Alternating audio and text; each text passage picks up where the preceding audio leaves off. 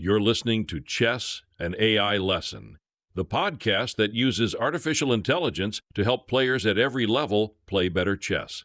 Whether you're a beginner still learning how the pieces move, an intermediate player trying to break through a rating plateau, or an advanced club player looking for an edge, this show is for you. Because it turns out the AI doesn't care about your rating. It just shows you the truth about the position. Welcome back to Chess, an AI Lesson. I'm your host, and if you caught episode 1, you know what we're about. We take real chess, real games, real mistakes, and we run them through the most powerful analytical tools ever created. Then we translate what the AI sees into lessons you can actually use, whether you're playing your first tournament or your 500th. In episode 1, we focused on the 3 blunders that cost players the most points: hanging pieces, ignoring opponent threats, and poor endgame technique. We talked about the AI review process, the blunder check, the stop method, and the mistake log. If you haven't listened to that episode yet, I'd recommend going back and starting there. The concepts build on each other. But today we're moving to a different phase of the game, one that affects every single game you play from the very first move. We're talking about the opening. Specifically, we're going to look at what AI analysis tells us about the most common opening mistakes, not just at the beginner level, but at every level, up to and including strong club players and beyond. Because here's something the AI makes very clear. Opening mistakes don't disappear as you improve. They evolve. The errors a 600-rated player makes look different from the errors an 1800-rated player makes, but both are costing them games, and both can be fixed. Here's what we're covering today. First, we'll look at the foundational opening principles that AI analysis confirms actually matter, and separate them from the ones that are overstated. Second, we'll dig into the most common opening mistakes at the amateur level, the patterns the AI flags in nearly every beginner and intermediate game. Third, we'll look at the subtler, more damaging opening errors that show up in advanced play, the ones that don't look like mistakes at all until the engine shows you the evaluation dropping. Fourth, we'll talk about how to build an opening repertoire that's actually sustainable, whether you want to memorize 12 moves of theory or 0 moves of theory. And finally, we'll look at how to use AI tools to study your own opening play in a way that actually improves your results. Let's get into it. This is Chess, an AI Lesson, Episode 2, Opening Principles. Part 1, What the Opening is Actually For. Before we talk about mistakes, we need to agree on what a good opening actually looks like. Because one of the most consistent findings in AI analysis of amateur games is that players are trying to do the wrong things in the opening, and then wondering why the middle game falls apart. So let's start with the purpose of the opening. The opening is not about winning. I want to say that again clearly, because it contradicts how a lot of players approach those first 10 or 15 moves. The opening is not about winning. It is about reaching a playable middle game with your pieces active, your king safe, and your pawn structure sound. That's it. If you achieve those 3 things, the opening has done its job. The AI confirms this framework completely. When engines evaluate opening positions, they're not looking for a knockout blow. They're measuring piece activity, king safety, and structural integrity. A position where all your pieces are developed, your king is castled, and your pawns form a coherent structure will score well, even if there's no immediate attack, no flashy sacrifice, no tactical fireworks. The engine knows that good positions eventually produce good opportunities. Bad positions have to hope for mistakes. This is where a lot of players go wrong from the very beginning. They try to attack in the opening, they see an early opportunity to go after the king, or they spot a trick that wins a pawn, and they chase it, ignoring development, ignoring structure, ignoring everything the engine is trying to tell them. And sometimes the trick works. But the AI data shows that premature attacks fail far more often than they succeed, especially against opponents who know how to respond. And when they fail badly because you've compromised your entire position chasing something that wasn't there. So the first principle the AI gives us for the opening: play moves that develop your pieces and improve your position, not moves that chase immediate gains at the cost of coordination. This applies at every level. The difference is what it looks like in practice. Part 2, Amateur Opening Mistakes. What the AI sees in every beginner and intermediate game. Let's start at the amateur level, which for our purposes means players roughly up to around 1400 or 1500. The AI patterns here are so consistent they're almost predictable, and that's actually good news, because predictable means fixable.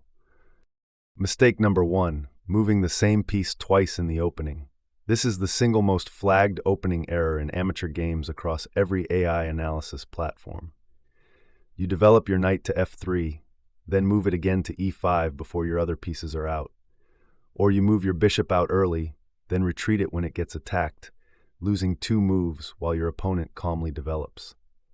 Every time you move an already developed piece in the opening, you're handing your opponent a free developing move. You're essentially giving them an extra turn. And tempo in the opening is everything. The AI principle here is simple. In the opening, every move should bring a new piece into the game. If you're moving a piece that's already developed, ask yourself why. Is it absolutely necessary? Is there a concrete threat you have to address? If not, develop something else. In a 10-move opening, you have the potential to develop 10 different pieces or pawns.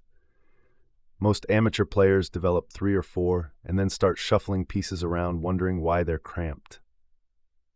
Mistake number 2, neglecting the center.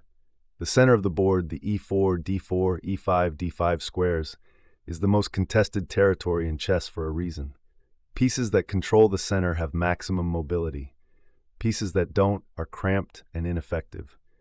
AI analysis of amateur games shows a consistent pattern. Players who establish strong central control in the opening win at a dramatically higher rate than players who cede the center to their opponent. This doesn't mean you have to play e4 or d4 on move 1. It means that whatever your first move is, your subsequent moves should be fighting for influence over those central squares. Fianchetto systems and hypermodern openings are not ignoring the center. They're contesting it from a distance. What the AI flags as a mistake is when players simply ignore the center entirely, playing moves on the wings while their opponent builds an unchallenged central presence, and then wondering why they have no space to maneuver. Mistake number 3, failing to castle.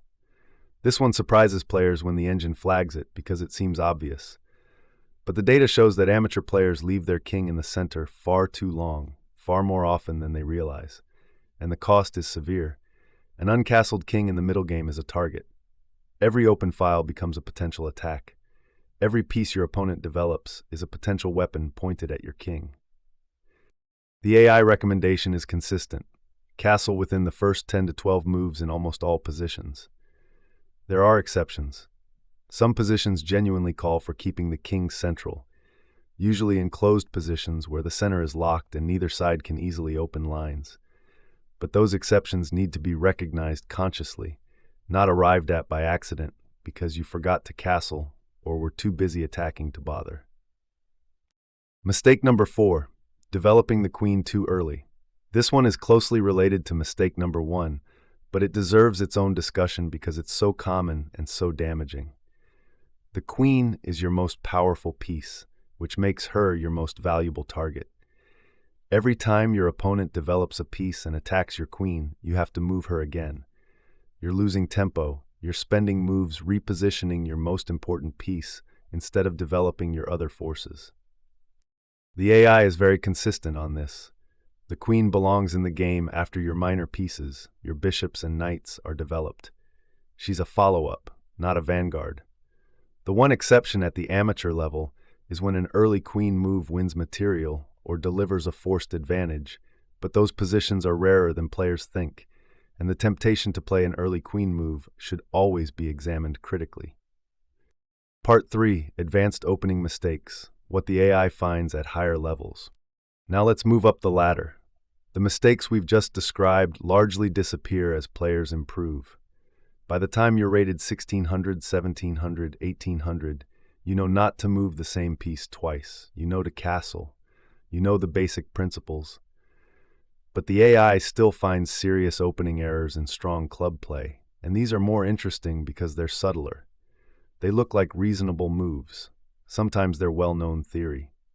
And yet the engine evaluation tells a different story. Advanced mistake number 1, following theory without understanding the ideas. This is the most common opening mistake at the advanced amateur level, and it's particularly insidious because it feels like good preparation. You've memorized 15 moves of your favorite variation.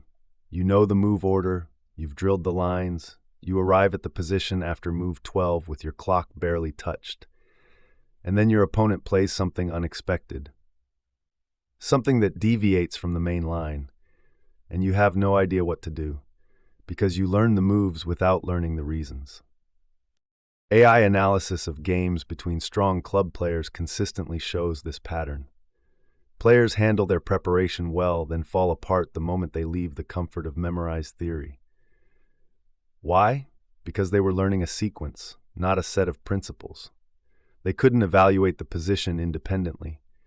They didn't know what they were trying to achieve structurally, which pieces wanted to go where, which pawn breaks were available, what the plan was in the resulting middle game. The AI recommendation for advanced players is to study opening variations in terms of ideas, not moves.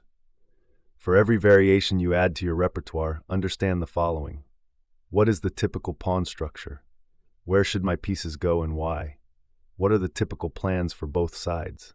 What are the pawn breaks that open the position? If you can answer those 4 questions, you own the opening.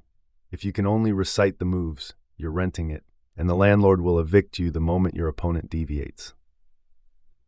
Advanced mistake number 2, accepting a passive position to avoid complications. This is a trap that advanced players fall into regularly, and the AI is remarkably consistent in flagging it. The player chooses a solid but passive setup. Nothing is hanging, the king is safe, the position is sound, but the engine evaluation is slightly negative, and it stays slightly negative, and over the next 20 moves, it gets a bit more negative, and eventually the player is defending a difficult endgame that should have been drawn, but ends up being lost. What happened? In the opening, facing a sharp or complex variation, the player chose safety over dynamism.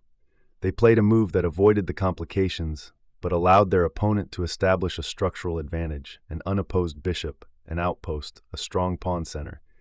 Nothing catastrophic happened. No blunder was made. But the seeds of the eventual loss were planted right there in the opening when passivity was rewarded with a slightly worse position.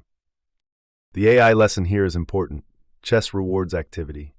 A slightly risky but active position will outperform a safe but passive one over the long run, especially in human play, where exploiting structural advantages requires technique that many players don't have.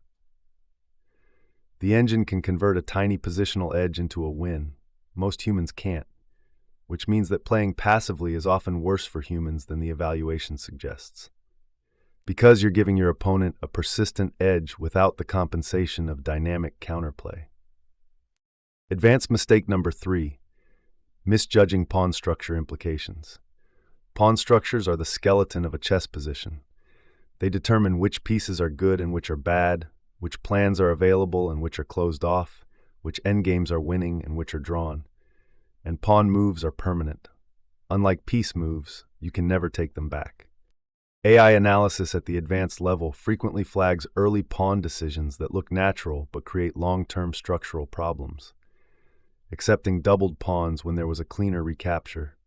Creating an isolated queen's pawn without sufficient piece activity to compensate. Trading a central pawn for a flank pawn and misunderstanding the imbalance that results. These are not beginner errors. They require real positional understanding to see, and the engine sees them instantly. The habit the AI builds here is to ask before any pawn move or pawn capture, what does this do to my pawn structure? What pawn breaks are opened or closed? What pieces does this affect? Is the resulting structure something I understand how to play?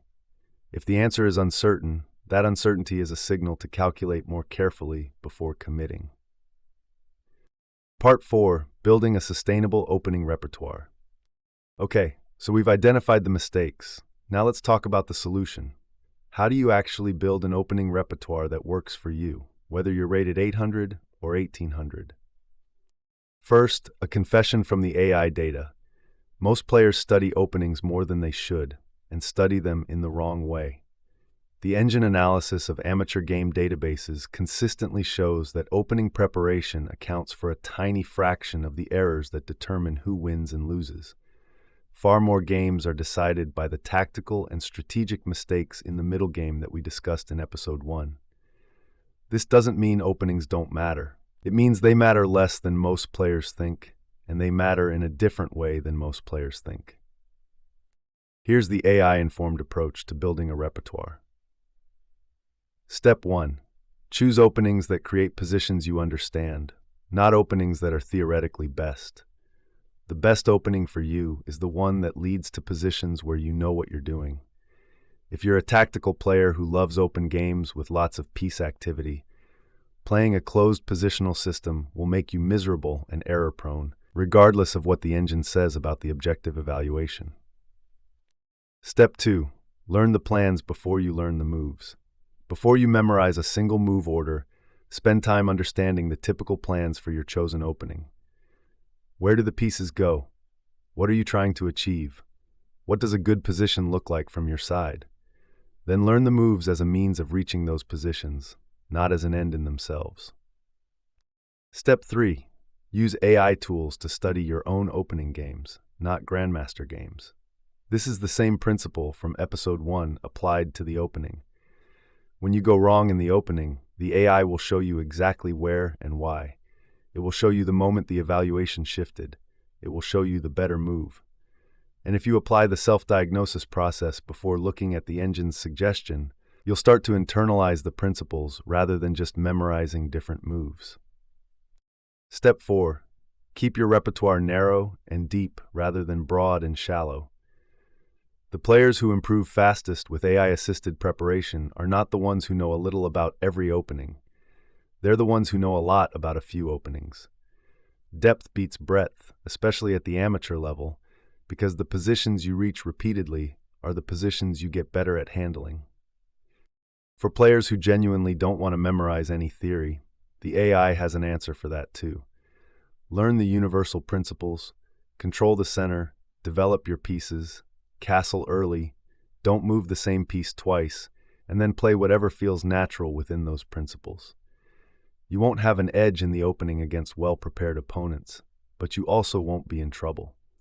And given that the opening is rarely where amateur games are actually decided, that's a perfectly reasonable trade-off. Part 5. Using AI to study your opening play. Let's close with the practical piece. How to actually use the AI tools available to you right now to improve your opening. The process is similar to what we described in episode 1 for general game review, but with a specific focus on the opening phase. When you review a game on Lichess or Chess.com, look at the first 15 moves separately from the rest of the game. Ask, where did the evaluation first shift significantly? Was it a development mistake, a premature attack, a poor pawn decision, a failure to castle? Identify the category of the error before you look at the engine's recommended move.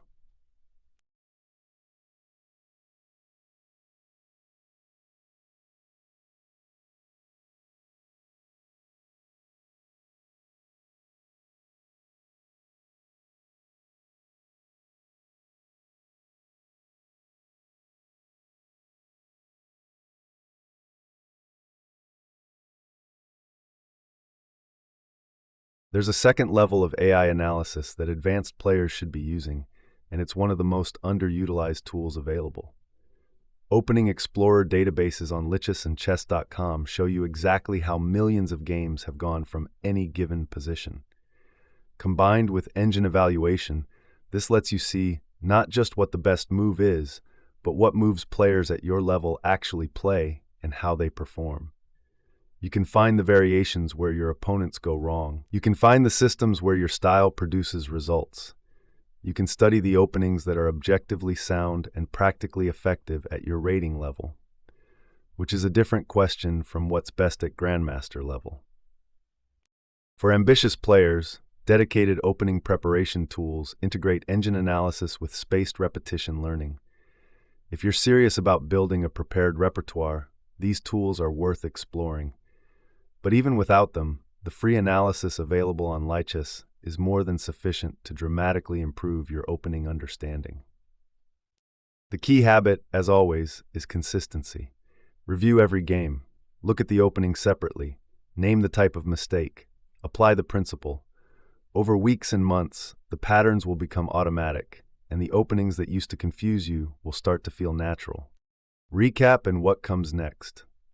Let's bring it all together. Today's episode has been about the opening phase of the game and what AI analysis tells us about how to play it better at every level. The purpose of the opening is not to win. It's to reach a playable middle game with your pieces active, your king safe, and your pawn structure sound. Keep that as your North Star for every opening decision you make. At the amateur level, the AI flags 4 recurring mistakes: moving the same piece twice, neglecting the center, failing to castle, and developing the queen too early. These are not advanced concepts. They're foundational habits, and applying them consistently will immediately improve your results. At the advanced level, the errors are subtler but equally damaging. Following theory without understanding the ideas behind it, accepting passive positions to avoid complications, and misjudging pawn structure implications. These require deeper positional understanding to fix, but the AI review process gives you the feedback you need to develop that understanding game by game. For building a repertoire, choose openings that lead to positions you understand, learn plans before moves, study your own games rather than grandmaster games, and go narrow and deep rather than broad and shallow. And for your AI review process, isolate the opening phase, find where the evaluation first shifted, name the category of the mistake, and connect it to the principle you violated. That connection is where the learning happens. Now, a look ahead. In Episode 3, we're going to focus on the area of chess that separates good players from great ones at every level: tactics. Specifically, we're going to dig into the most powerful framework the AI gives us for finding sharp combinations, the checks, captures, and threats rule. It's the systematic method engines use to evaluate forcing moves, and it's something any player can learn and apply at the board right now. We'll look at how to train your tactical vision using AI-assisted tools, what the data tells us about the difference between players who consistently find combinations and players who consistently miss them, and how this one framework can immediately sharpen your play whether you're rated 800 or 2000. If Episode 1 was about surviving the game and Episode 2 was about starting it well, Episode 3 is about striking at exactly the right moment. I think you're going to find it essential. Thank you so much for listening to Chess, an AI Lesson. If this episode gave you something to work with, if you're going to look at your next opening with different eyes, or if you're going to pull up your last 5 games and find where the evaluation first shifted, then this show is doing exactly what it's supposed to do. If you're enjoying it, please subscribe wherever you get your podcasts and share it with a chess friend at any level. Whether they're learning the basics or grinding toward a national title, the AI has something to teach them. Until next time, keep playing, keep reviewing, and keep improving. This has been Chess, an AI Lesson. I'll see you in Episode 3.